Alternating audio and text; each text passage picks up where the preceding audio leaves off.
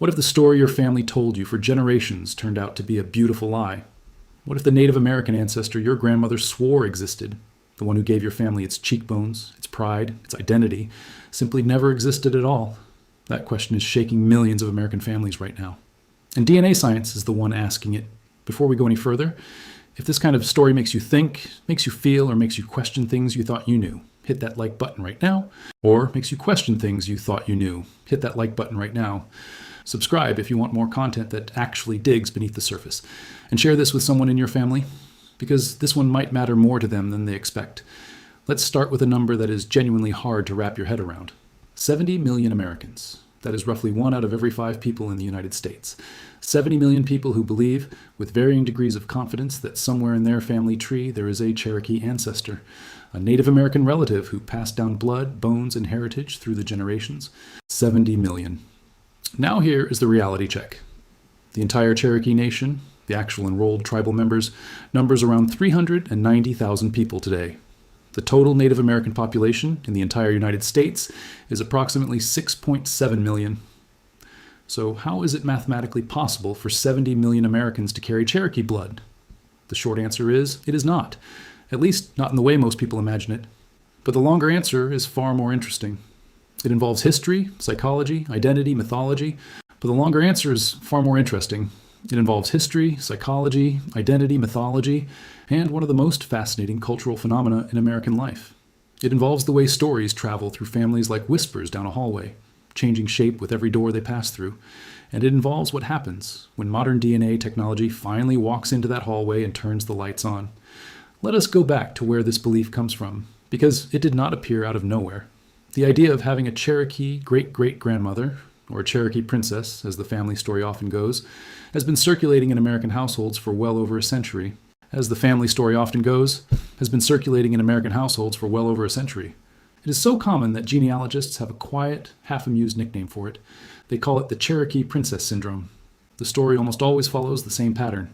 Somewhere in the family, usually 2 to 4 generations back, there was a woman. She had high cheekbones. She had dark hair. She was mysterious and beautiful and proud. She was, according to the story, a Cherokee princess. She married a white settler or a soldier or a farmer, and through that union, your family carries Native American heritage to this day. It is a romantic story. It is a powerful story. And through that union, your family carries Native American heritage to this day. It is a romantic story. It is a powerful story. And for tens of millions of Americans, it is a story they genuinely believe. But where did it come from? Why Cherokee specifically? Why not Choctaw or Sioux or Apache? Part of the answer lies in geography. The Cherokee people originally occupied a vast territory across the southeastern United States, Tennessee, Georgia, North Carolina, and surrounding areas. This was some of the most heavily settled colonial and early American territory in the country. White European settlers and Cherokee people did live in proximity for generations. Intermarriage did happen. It was real. It was documented. So there is a seed of historical truth here. But seeds get exaggerated. Stories get inflated. A single mixed heritage ancestor, or sometimes just a neighbor or a family friend, or someone whose portrait had dark features, became the Cherokee grandmother. And then that story got passed down. And then it grew. There is also something deeper going on psychologically, something about American identity that made this particular story so appealing, so sticky, so worth repeating. Think about what it meant to claim Native American ancestry in the context of American history. Think about what it meant to claim Native American ancestry in the context of American history. It meant your family had roots here that went beyond European immigration. It meant connection to the land itself, something ancient and spiritual and belonging.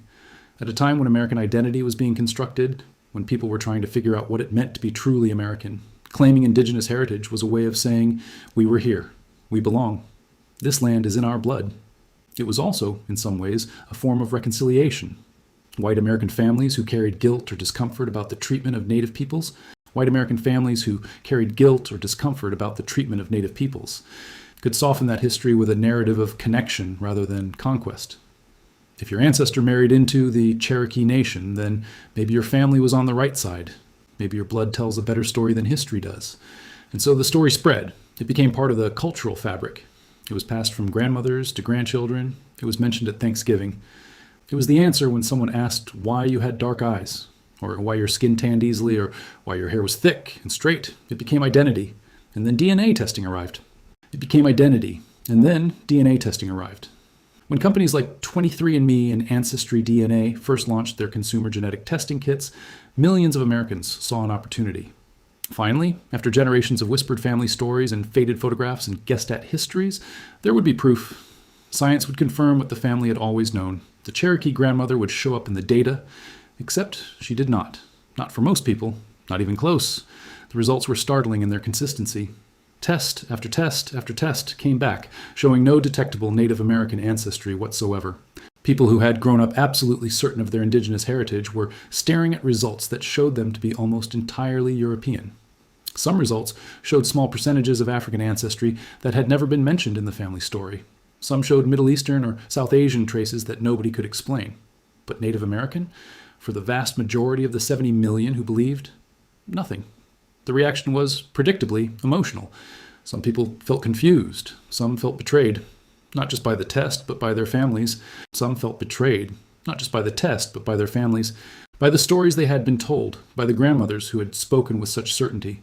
Some felt a kind of grief because a piece of their identity had quietly dissolved. And some people rejected the results entirely. They argued that the tests were inaccurate. They argued that DNA science could not capture the full picture of ancestry. They argued that identity is more than biology. And here is where it gets genuinely complicated, because some of those arguments are not entirely wrong. Let us talk about what DNA testing can and cannot do. Let us talk about what DNA testing can and cannot do. Because there is real science here that matters, and it is often misunderstood. Your DNA is not a perfect archive of every ancestor you have ever had. It is a sample, a snapshot. Every time genetic material is passed from parent to child, it is shuffled and recombined.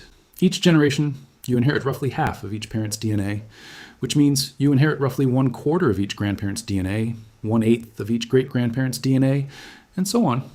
By the time you get 6 or 7 generations back, which puts you in the early 1800s, by the time you get 6 or 7 generations back, which puts you in the early 1800s, the DNA contribution of any single ancestor may be so small that it is statistically invisible.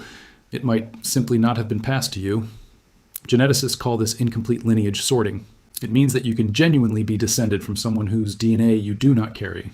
So theoretically, it is possible to have a Cherokee ancestor and not see it in your results. Possible. But here's the catch. When 70 million people believe they have Cherokee ancestry, and the overwhelming majority of them test negative, the explanation cannot simply be statistical noise. The numbers do not work that way. Probability does not stretch that far. What the science is actually telling us, what population geneticists have been saying clearly, is that the vast majority of these family stories are not genetically supported. They are cultural myths, deeply felt, emotionally significant, multi-generational myths, but myths nonetheless. And that raises a question that goes far beyond ancestry testing. If the story is not literally true, why did it form? Why did it persist? What need did it serve?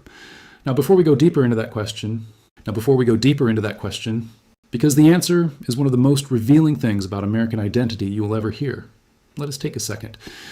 If you are still watching this, you are clearly someone who does not just want easy answers.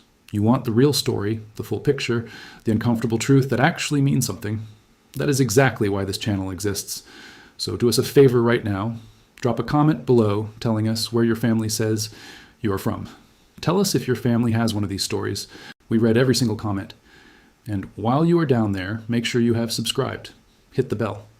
Because the next video we are publishing is going to connect directly to what we are talking about now. You do not want to miss it. Now, back to the question of why. There is a theory among historians and cultural scholars that speaks directly to this phenomenon. It is called mythopoetic identity formation, which is a complicated phrase for a simple idea. It means that human beings in all cultures, construct their identities partly through stories, not just factual histories, but meaningful narratives that explain who they are, where they belong, and what values they carry. These stories do not have to be literally true to be psychologically real. They function like myths. They carry meaning even when they do not carry facts. The Cherokee ancestor story for millions of American families functioned exactly this way. It was a myth in the classical sense. Not a lie, a myth. Something that pointed toward a deeper truth, even if the surface details were invented or exaggerated. And what deeper truth was it pointing toward? What was the myth actually saying? In many cases, it was saying we are not just conquerors, we are also connected. We have roots here that go deeper than the boat that carried our ancestors across the Atlantic. We are American in a way that goes all the way down into the soil. It was also sometimes saying something else, something about race and identity that is harder to discuss but important to acknowledge. In the American South especially, where racial categories were legally enforced, claiming Native American ancestry served a specific social function. In communities where being black was dangerous, where racial classification carried consequences, where mixed heritage needed explanation without acknowledging African roots, the story provided cover. She gave dark skin and high cheekbones a socially acceptable explanation. She allowed families to acknowledge physical difference without acknowledging the ancestry society punished. This is not speculation. Historians and genealogists have documented this pattern extensively. Families with African American ancestry, in order to survive in racially hostile environments, sometimes replaced one ancestor story with another. The grandmother stood in for an ancestor whose real identity could not be safely spoken. That is a profound piece of American history. And DNA testing has not just disproven the Cherokee story, it has quietly revealed the story that the Cherokee story was hiding. Some people discovered African ancestry that their family had never mentioned, and that discovery opened doors to family conversations that had been sealed shut for generations. It reopened histories that had been deliberately buried, out of fear, out of survival. DNA in those cases did not just correct a family myth, it restored a family history. There's another layer to this story that deserves attention, because not everyone claiming Cherokee ancestry is operating out of confusion or mythology. There are people who have deliberately and fraudulently claimed Native identity for personal gain. This is a real and serious issue within Native communities, and it causes real harm. When individuals claim tribal membership or heritage without genuine connection, to access scholarships, to qualify for programs, to gain professional credibility, they are taking something that does not belong to them. They are displacing people with genuine claims. They are diluting and distorting cultures that have already survived enormous pressure. The Cherokee Nation has been particularly vocal about this. The tribe has had to fight repeated legal and political battles over who counts as Cherokee. They have had to assert that tribal identity is not a matter of personal belief or legend. It is a matter of tribal citizenship, documented lineage, and community belonging. Elizabeth Warren's situation became a nationally known example of this problem. She identified as Native American for years based on family stories, and later apologized when DNA testing and tribal representatives confirmed no meaningful claim. But it is far from the only one. It plays out quietly in communities and universities and government offices across the country every single day. The Cherokee Nation's principal chief has said something that cuts to the heart of this. He has said that a DNA test does not make you Cherokee. The Cherokee people are a sovereign nation. Citizenship is determined by the Cherokee themselves, by documented ancestry, by community, by relationship, not by a kit you ordered online. That matters. That distinction matters enormously. Because one of the things that gets lost in the American romance with Native ancestry is the actual Native American experience. While 70 million claim a connection, the people who genuinely are Cherokee are often facing poverty and inadequate health care. They face limited educational access and the ongoing consequences of historical trauma. The romanticization of Native identity strips Indigenous people of their political reality. It turns a living nation into an aesthetic. It turns people into symbols. And that is worth sitting with. There is something uncomfortable in that realization. While millions of Americans were treasuring their imagined Native ancestry, actual Native communities were fighting to be recognized, to be funded, and to be heard. The story of the 70 million is about how America relates to its own history. It is about which stories we want to tell and which ones we would rather not look at. We want the Cherokee grandmother. We do not always want the Trail of Tears. We want the spiritual connection to the land. We do not want to reckon with how it was taken. We want the ancestry that makes us feel rooted. We do not always want to engage with the actual people, those who are living, voting, and asking to be treated as equals in this country. DNA testing did not create this tension, but it made it impossible to ignore. When you sit down with your test results and discover the grandmother was not there, you're left with a choice. You can dismiss the test, you can grieve the story, or you can ask the harder question, what do I actually know about Cherokee people? Not the story I inherited, the real history, the real culture, the real community. And that question, if you let it, leads somewhere meaningful. It leads to learning. It leads to genuine curiosity about Indigenous history, sovereignty, and contributions. It leads to the kind of engagement that respects Native people rather than appropriating identity, which might be the most valuable thing DNA testing has done in this chapter. Not just correcting a myth, but creating an opening for millions of people. Confronted with the limits of their story, they might actually become curious about the real one. The story of the Cherokee people is extraordinary. It does not need to be borrowed. It stands entirely on its own. The Cherokee were a sophisticated political society. They developed a written language, the Cherokee syllabary, created by Sequoyah. They had a constitution, a newspaper, a functioning democratic government.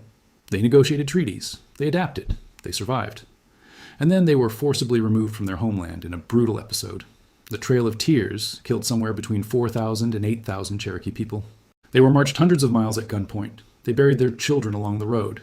They arrived in Oklahoma and built their nation again from nothing. That story does not need a white family's mythology attached to it to be powerful. It is already one of the most powerful stories in American history. It deserves to be known. It deserves to be taught. It deserves to be treated with the weight it carries. And that is perhaps the real lesson of the 70 million. Not that family stories are worthless, but that identity is not purely biological. The stories we tell about ourselves reveal what we wish were true. They reveal the gaps in our history, the things we needed a story to fill. When science removes the story, what is left behind is not emptiness. It is an invitation to know your actual history with all its complexity, to reckon honestly with the past, to recognize the real people who shaped this country, to find your identity in the truth of what your family actually was and survived. That is a harder identity. It might not have a princess in it or spiritual cheekbones, but it is yours, and it is real. And real things are more powerful than beautiful lies. You made it to the end. If this video made you think about your own story, please share this video with someone. Not for the algorithm, but for them. Send it to the family member who has always believed the story without questioning it. Drop it in the group chat, hand someone a question they didn't know they needed to ask. And subscribe while you're here, because what comes next is worth staying for.